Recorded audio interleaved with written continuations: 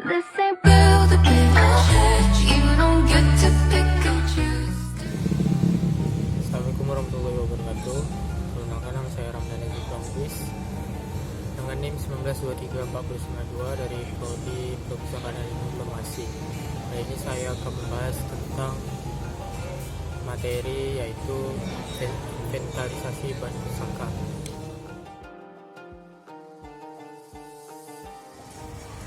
Baik, yang pertama kita akan membahas tentang pengertian dari inventarisasi bahan pusaka.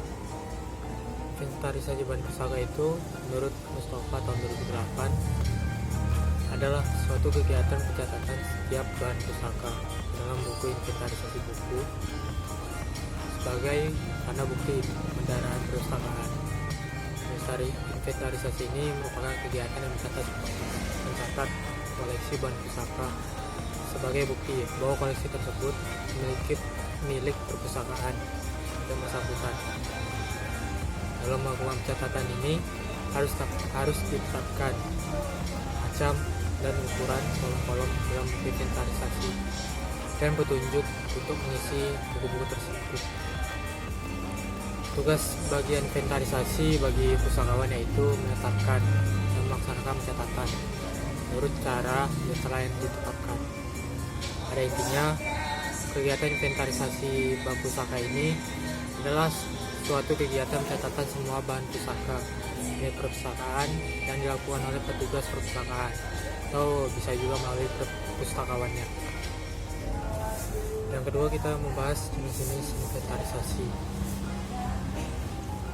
Saya menemukan 3 jenis inventarisasi yang rinci, yaitu yang pertama, inventarisasi buku merupakan inventarisasi yang berfungsi sebagai daftar inventarisasi koleksi perpustakaan untuk mengetahui jumlah koleksi buku pada tahun tertentu dan juga membantu mengetahui buku-buku yang hilang.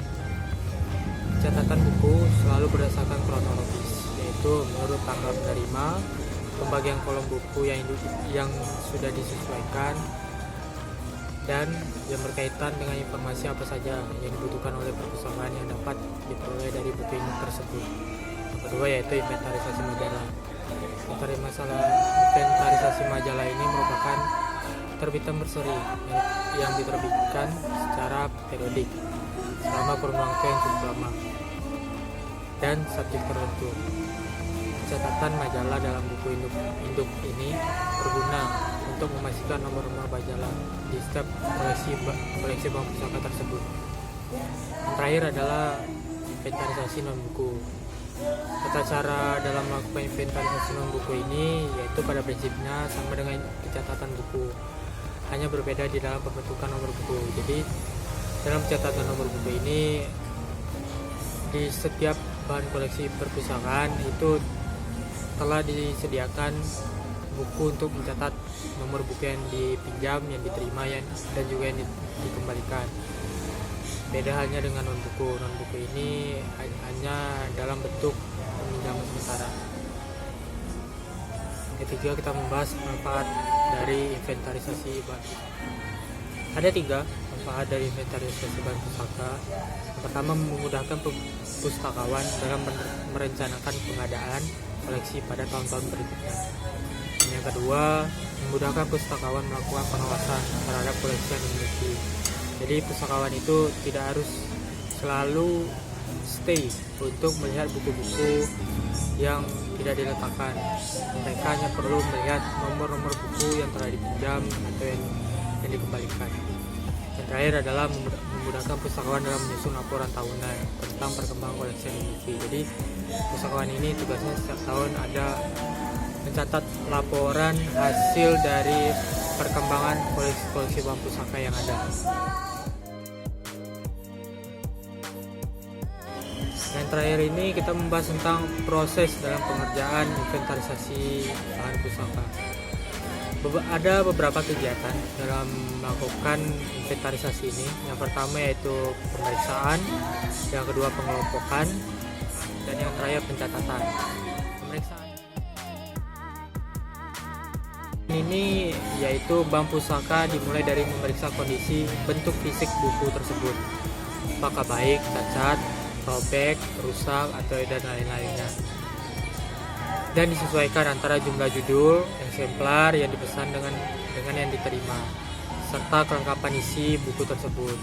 Mungkin dalam meminjam buku terdapat halaman-halaman yang kosong atau kualitas yang kurang dari standar dari peminjam tersebut.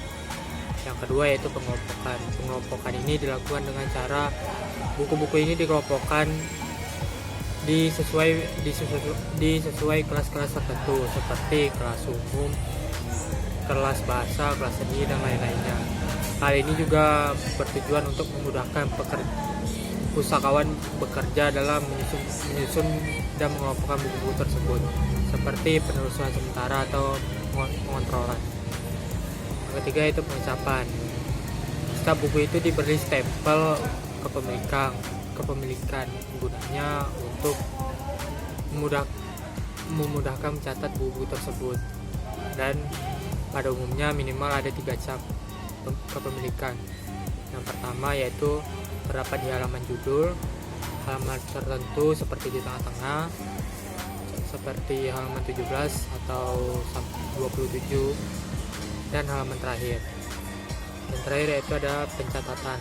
Catatan ini yaitu semua barang pusaka yang masuk ke perpustakaan atau yang telah diputuskan menjadi milik perpustakaan dan harus dicatat pada buku.